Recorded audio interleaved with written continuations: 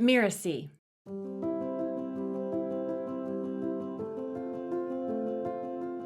For many people, the body moves at a slightly slower pace than the mind. And so when we're having a coaching conversation, sometimes things can get really animated and it can all move really quickly. I'm someone who I think at any point in coaching, allowing for silence, allowing for that space is super valuable. It's one of the most valuable parts.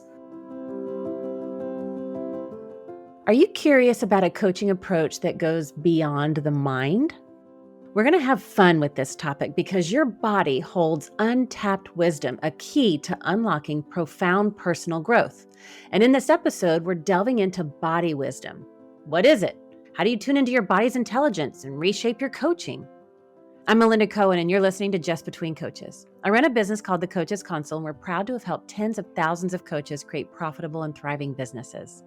This is a podcast where we answer burning questions that newer coaches would love to ask a more experienced coach. Join me on this exploration of today's topic, body wisdom. Discover how using body wisdom in your coaching may not only shift, but profoundly redefine your approach, bringing about transformative changes for your clients. So stay tuned.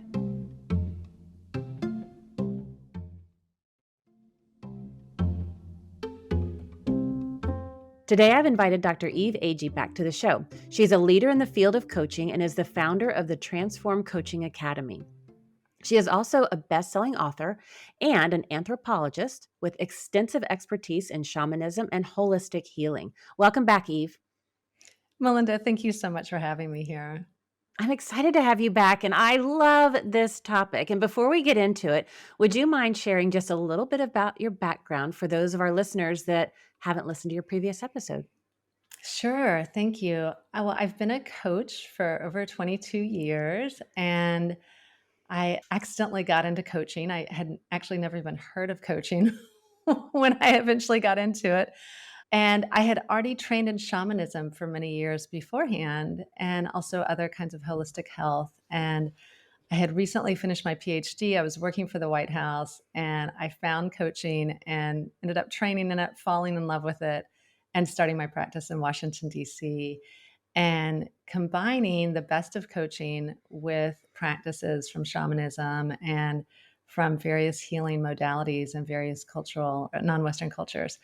And then a few years later, I ended up creating the Transform Coaching Academy, where I've trained hundreds of people across the world to be successful, powerful coaches. Now, today's topic, we're going to get into body wisdom. And so let's start with what that actually means. What is body wisdom? What is it in coaching? Well, body wisdom is really connecting to the wisdom within and understanding that our intelligence is much more than just our mind or our brain. It's our entire body. And this comes really from many indigenous and non-Western cultures throughout the world. And even in European culture, it wasn't until the Enlightenment that the idea of the mind became separate from the body. And this concept that the mind is separate from the body has some really particular historical context that it started, but it's a fallacy. We now know from all this amazing modern research, including a lot of neuroscience, that our minds and our intelligence are deeply integrated and connected within our body, and that we actually hold intelligence and insights throughout our entire body. So, as coaches, when we're maintaining presence, when we're connecting with a coaching mindset and present with our clients, we're able to tap in to that body wisdom in really powerful ways and have insights and often intuitive flashes that maybe we wouldn't have if we were just in our mind. And that can be really transformative for our clients. I know one of the things that I tell our students a lot, because we help coaches build their business. We're working on the back end, systems, processes, technologies. It's a lot of mind that's involved. And it usually leads to the crinkle in the forehead. And it's like, okay, let's smooth that out. And one of the things that I tell them is we got to get out of the mind and get into our body. And often they'll be like, what? And I'm like, just stick with me, because we can't just approach it only from our mind. We have to bring our whole self to our business, to our coaching, to serving our clients so we can be our best. So what are some examples of getting out of our head. So we're not only using the mind in our coaching and working with our clients, but how do we get into our body? What are some examples of body wisdom that you can tap into the experiences and sensations and learn from that? Well, one of the best ways to do it is through breathing. I've been using breath work my entire career as a coach. If we each are focusing on deep breathing, it actually helps us on a very powerful energetic level to get in contact with our body's wisdom and to just be more present in our bodies. I love that you're guiding people as they're working on their business to actually get out of their heads, at least somewhat, and into their bodies. It's such a powerful way to be in that flow because then they have so much more access to insight and just their intuition and all these different strengths that might not come to us if we're only in our heads. Other things that we can do as coaches to help ourselves are different mindful practices. You know, some people like to focus on feeling and sensations and touch and just really getting present with each part of their body before going into a coaching session.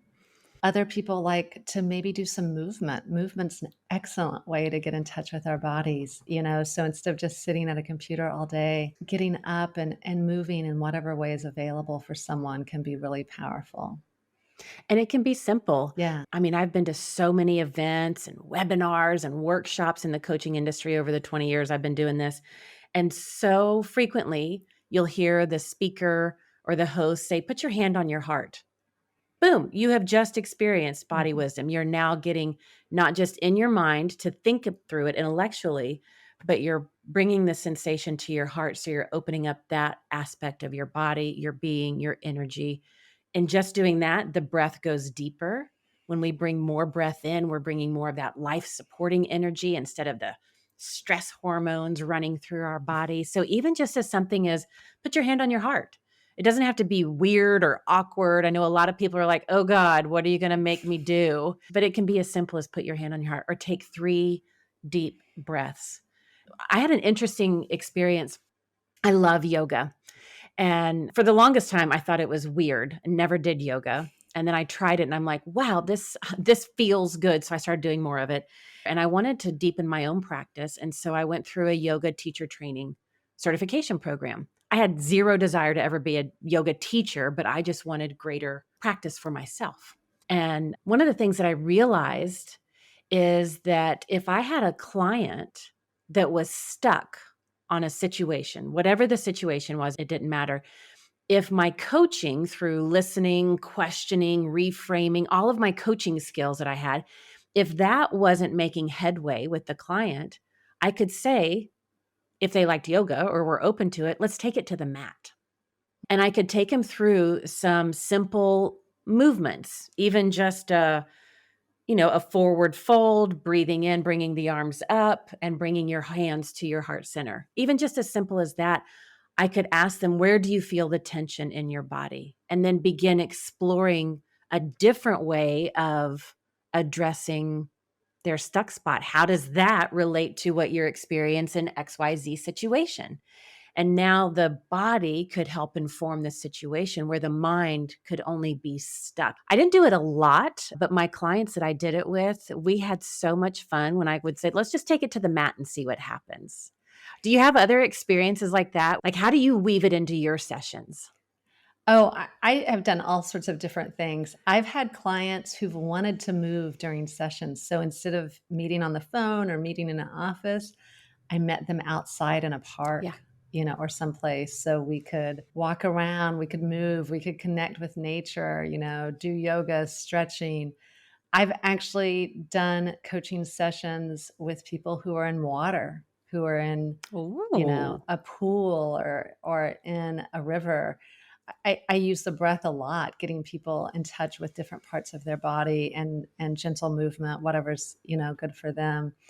So, I mean, there's so many different ways to do this, and I think the main thing is really honoring what lights the person up, you know, hmm. what feels good for that person and helping them explore in new ways because just like you said, I mean, you noticed when you did this, it just opened up so much flow Yeah. We get connected to that creativity, we get connected to those like endorphins and those feel good hormones in so many different ways. It just really creates a lot of flow and movement, and it can be really powerful.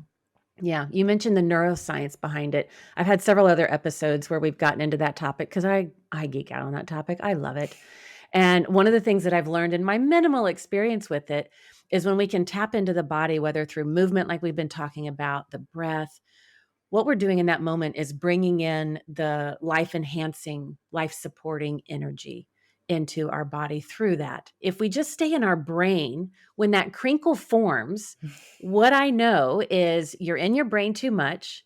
And as a result, you're only hearing your fears, your doubts, your shouldas, couldas, wouldas, villains, like all that is swirling around, and you're doing your best to combat that.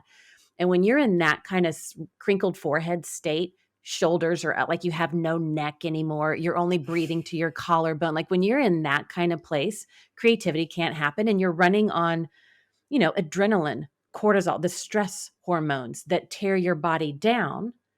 Flow does not happen from there.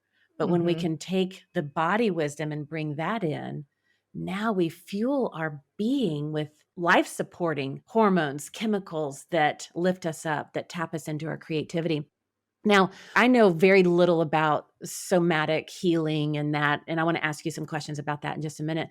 But what I've learned is that a lot of people think the mind informs the body, but really it's the other way around. The body is informing the mind. Can you speak to that? Sure. I mean, there's so many different examples of that. So if we take an example that a lot of people experience, I know I've experienced trauma or PTSD. Often we're holding that trauma someplace in the body, maybe different, multiple places in the body.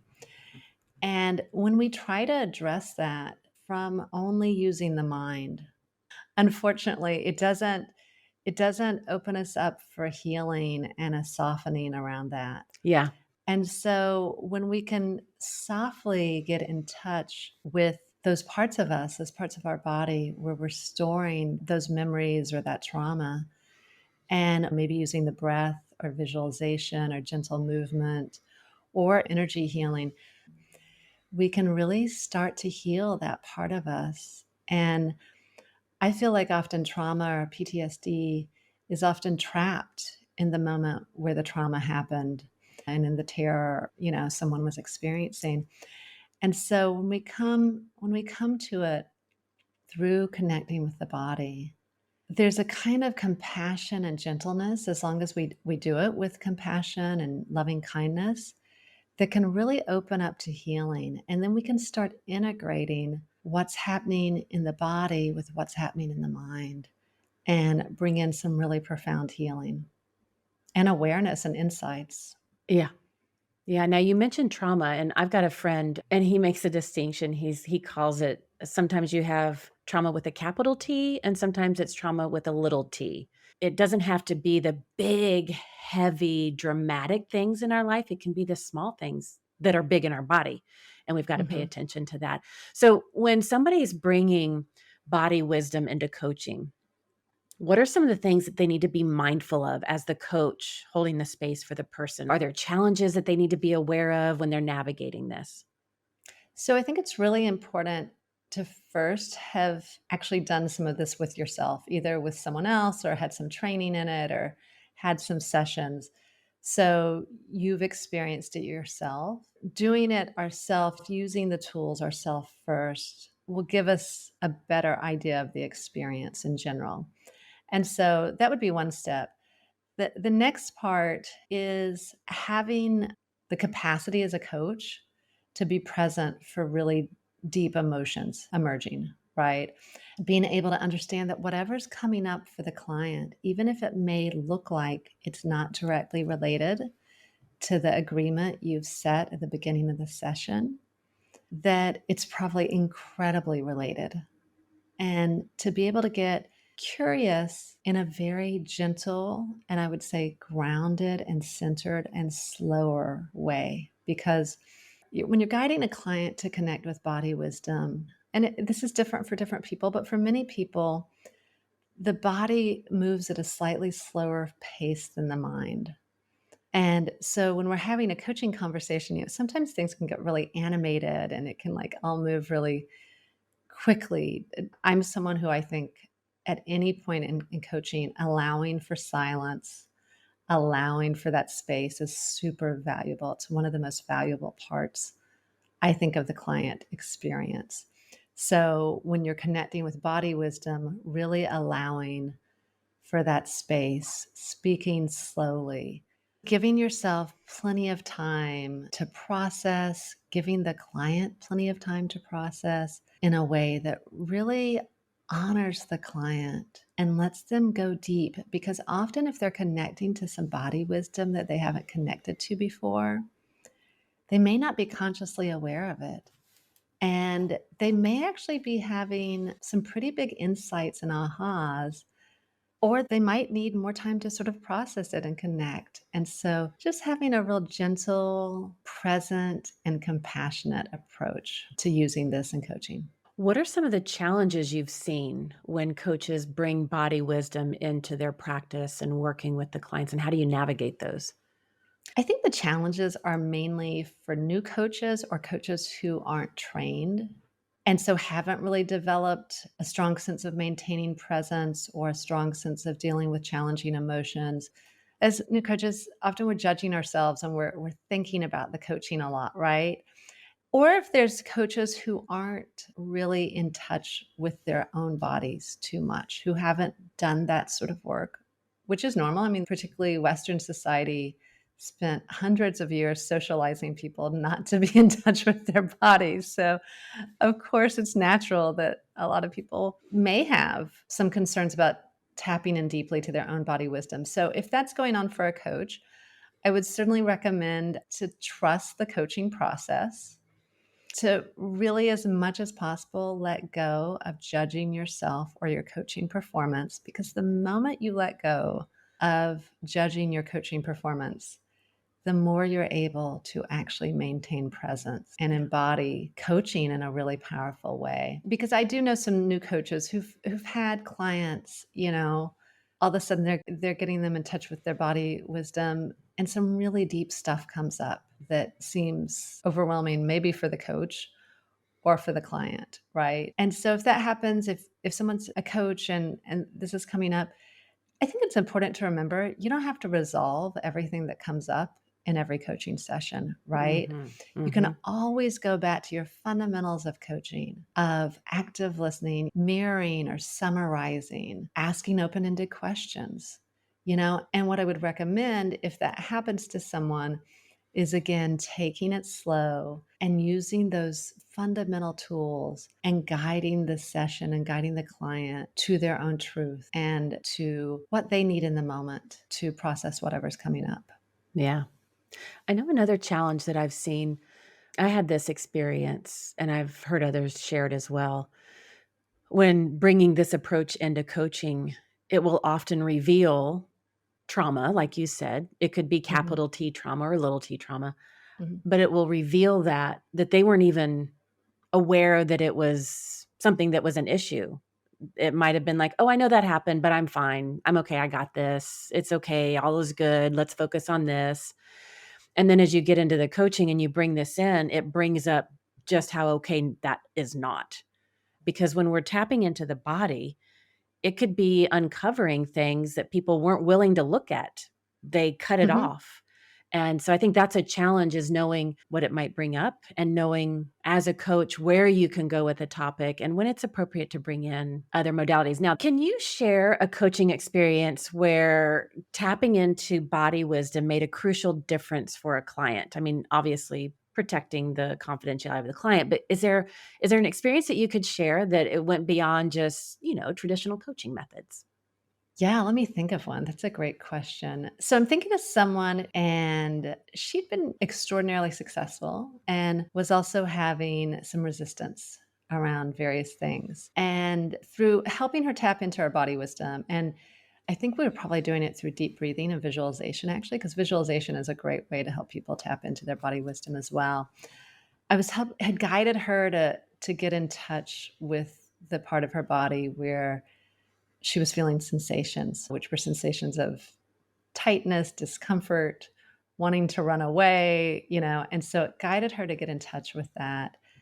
And then through a visualization, guided her to really connect with it. And it wasn't particularly like a trauma she had experienced. It was more kind of symbolic, because sometimes when people get in touch with their body wisdom, they're going to connect with something more on a symbolic level than maybe something that specifically happened. They're processing it differently. So she was able to get in touch with it more in a symbolic way and see how the situation she was in, which was a leadership situation, and she was really excelling, but she was also experiencing a lot of fear and a lot of feeling very exposed. And she didn't understand exactly why, but there was a lot of vulnerability coming up. And so by doing this, she was able to get in touch with her body wisdom and sort of understand where that came from. I remember at the end of the session, she was like, "What just happened?" It was like one of those things that it produced a really profound transformation that was really powerful personally and how she felt in her actual body. And it was also really powerful professionally and helped her really sort of hone her leadership skills and ability to be present and feel comfortable, because she was really achieving and accomplishing a lot. It was super powerful. Those kinds of instances can actually often be almost life-changing for people. Yeah. And a lot of times, what I find with my experience, if I'm working with my coach or going through this experience, the external may not look a whole lot different, but the internal feels dramatically different. How we Mhm. think, how we see, how we feel. And in that, we bring ourselves into our work, our family, our life, whatever it is, in very different ways. Now, earlier I talked about somatic healing, right? And somatic healing, somatic awareness is, just understanding the sensations, the movements, the body, and tapping into that awareness. What role do you see somatic awareness plays in deepening the connection between coach and client? And how can we foster that awareness? I think it's huge, actually, and I think somatic awareness is really powerful for relationships in general, and having that somatic awareness, I think it just helps us be way more present with people as Mhm. coaches as well as others in our lives, and it gives us more access to our emotions and also to our intuition, which is a really powerful piece of coaching. So, developing that somatic awareness, both for the coach and the client, I mean, it builds a stronger connection, it builds more trust Yeah. for sure. And in that trust, then clients can like open up so much more to vulnerability for themselves as well as with the coach. So it really can kind of create coaching miracles. Yeah. I find that it creates a sense of safety, especially when as a coach, I can model this with my clients and I can do it with them, not just talk them through it. If it's a dance break or shaking or breath, hand on heart, but like whatever it is, if I can model that for them, it creates a sense of safety, is what Mhm. I've heard my clients share with me. And they say it feels awkward at first, but they're very trusting. And that trust creates that vulnerability, and they go deeper and have bigger breakthroughs. I find that they have greater progress. I think it's a powerful part of creating that relationship that goes beyond just coaching, a much more intimate relationship. I agree. Yeah. It helps them be more intimate with themselves as Yeah. well, and then more intimate with the coach. And it's super powerful. Now, looking ahead, do you anticipate body wisdom becoming a more integral part of coaching methodologies? I think so, in part because like so many people who are coaches now are trained in multiple modalities. Yeah. And, even people doing corporate coaching and leadership coaching these days are really interested in mindfulness and breath work and yoga and movement and, energy healing. So we've got people in all different kinds of modalities these days. I feel like many people who are drawn to coaching now are really interested in embodiment and in Yeah. healing and are bringing that kind of wisdom and spirituality and just mindfulness and consciousness to coaching. So yeah, Yeah. I think it's a big piece. it's a big piece of raising consciousness. Yeah. And that's what we're here for. And particularly, I think over the last few years, it's really come to the forefront how much trauma people have experienced. Like you talked about the big T and the little t. In many ways, people have been really cut off from their bodies. And it's super clear that that doesn't work for anyone, Yeah. that Yeah. is not successful. And, corporations and lots of places have now realized that doesn't work. And, there's just a more embodied approach, I think, in general to culture right now. I think it's going to be how coaches begin to stand apart now that coaching's going mainstream. And I mean, with the ripple effects just about the pandemic, I don't even think we begin to touch on the surface of all the impact that time frame had on us. And I think as coaches and the leaders that people are turning to, it's going to help us to bring this into our practice to serve our clients in bigger and better ways. And we could go on and on and on about this topic. And I just want to summarize some of the things that we've talked about today. And I love that we started our conversation talking about how body wisdom is, our intelligence is much more than our brain. Our brain is informed by our body. And trauma, no matter what it is, lives in many places in our body. We talked about what do you need to be mindful of as you're integrating body wisdom into your coaching practice and some of the things to pay attention to. We talked about a couple of the challenges. And I love what you said when you said, the body moves at a slightly slower pace than the brain. And so as coaches, we have to hold that space for our clients to move in a different way than if they're just using the brain. I loved that awareness. And I really loved what we said there at the end, where by bringing this into our practice and modeling it, it creates that sense of safety, which creates the opportunity for deeper trust and greater vulnerability. It just helps our clients get bigger breakthroughs. So Eve, do you have any parting words for our listeners on today's topic? Well, I just want to say, connecting with your body is one of the really the richest things you could do. And we all have the ability to do it. I didn't talk about it at all, really, but I also have a PhD in anthropology and spent quite a bit of time really being honored to get to do research with Indigenous people in various parts of the world. And most, as far as I know, all Indigenous cultures are really all about leadership through body wisdom. And so I believe this is deeply ingrained in the human consciousness, collective consciousness, even though it also, for the last several hundred years in Western society, was tried to be socialized out of us, if you want to say it in that way. The more we can connect to our body wisdom and really our whole self, which is one of the goals of coaching, is to help people connect with their whole self, the more aligned we become with our values. So I really encourage anyone who's moved to do this to, play around with it, focus on it, and enjoy it, because it really is transformative. Beautiful. Thank you for listening to this episode of Just Between Coaches. And also a big thank you to Dr. Eve Agee for this incredible conversation and coming back to the show. You can find out more about her at transformcoachingacademy.com. That's transformcoachingacademy.com. And in the show notes, you're going to find additional links to her website and other special resources that she has for you. I encourage you to listen to her previous episode as well. Eve, thank you so much for coming to the show. Oh, Melinda, thank you so much for being here. It's always an honor. I'm Melinda Cohan, and you've been listening to Just Between Coaches. Just Between Coaches is part of the Mirasee FM podcast network, which also includes such shows as Once Upon a Business and Making It. To catch the great episodes on Just Between Coaches, please follow us on Mirasee FM's YouTube channel or your favorite podcast player.